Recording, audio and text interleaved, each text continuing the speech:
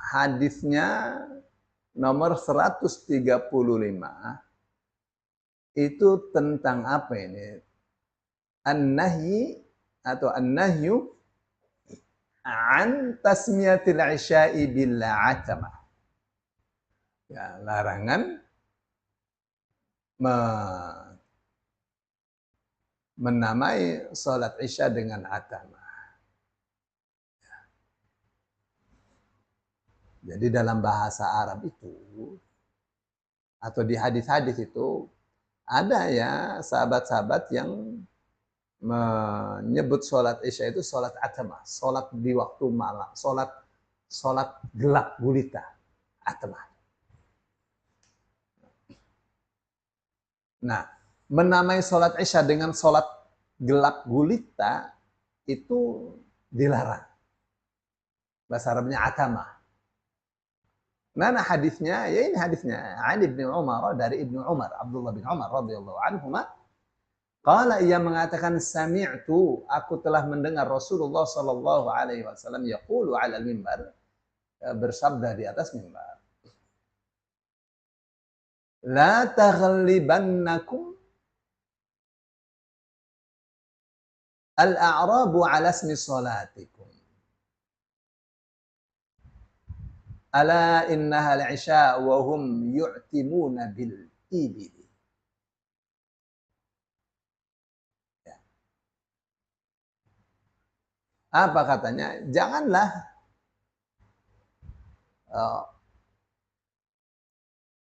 orang-orang Badui dapat mempengaruhi, dapat mengalahkan nama sholat kalian. Camkan baik-baik, ini namanya sholat isya. Bukan sholat atama. Orang Badui itu ya mengatamahkan ontanya. Apa itu artinya? Mengatamahkan, maksudnya atamah itu jadi memasukkan onta ke dalam kandang di waktu yang atama, waktu yang sudah gelap. Ya. Jadi karena itu kata atama itu sudah dipakai oleh orang-orang A'rab, orang-orang Badui. Rasul Shallallahu Alaihi Wasallam katakan jangan dikasih nama atama. Ya.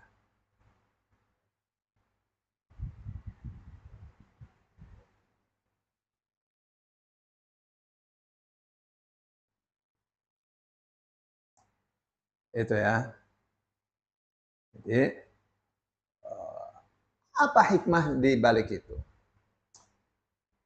Hikmahnya ya, memang di zaman itu ya, sholat isya itu ya gelap. Sholat itu gelap, tidak ada penerangan. Hadis-hadis yang mengatakan bahwa dulu kita sholat isya bersama, sholat maghrib bersama Rasul Shallallahu Alaihi Wasallam. Begitu selesai sholat maghrib, di mana kita meletakkan senjata itu masih bisa terlihat. Kalau kita ada tempat penitipan sendal, sepatu, tuh, di zaman itu sudah tertib. Mana senjata taruh di mana? Karena sahabat-sahabat selalu bawa senjata. Menunjukkan apa? Menunjukkan memang tidak aman. Madinah itu tidak aman. Kapan saja bisa diserang. Jadi salah kalau ada tulisan-tulisan para orientalis, orang-orang barat, orang-orang Kristen yang mengatakan Islam disebar lewat pedang, itu ya keliru. Ya, keliru. Bahwa kemudian terjadi perluasan demi perluasan, itu bermula dari Madinah hendak dijajah oleh Romawi dan Persia. Ya. Jadi Rasulullah Shallallahu Alaihi Wasallam tidak ingin Madinah dijajah. Maka begitu tahun 5 Hijriah, dalam sebuah perang koalisi, di mana Yahudi, Bani Quraidah, Bani Qainuqa, Bani Mustaliq, dan yang lainnya, Bani Nadir. Mereka berkoalisi dengan Quraisy, dengan suku-suku yang masih musyrik untuk menyerang Rasul Shallallahu Alaihi Wasallam, mengeroyok. Kemudian Allah menangkan Rasul. Rasul saat itu mengatakan, "Ba'dal an la nuta, walakinna nanati." Setelah perang ini kita tidak boleh didatangi oleh tentara manapun, tapi kita yang harus mendatangi.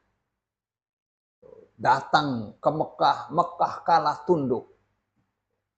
Itu Romawi mengancam. Romawi mengalahkan Persia. Padahal Persia hampir dua kali lebih luas kekuasaannya daripada Romawi. Kalah Persia. Yang besar begitu mau mencaplok Madinah. Rasul tidak rela, Rasul datang ke Tabuk. Romawi jatuh. Daerah-daerah kekuasaannya ditinggal oleh Romawi. Seperti orang tua meninggalkan anak-anaknya yang masih kecil.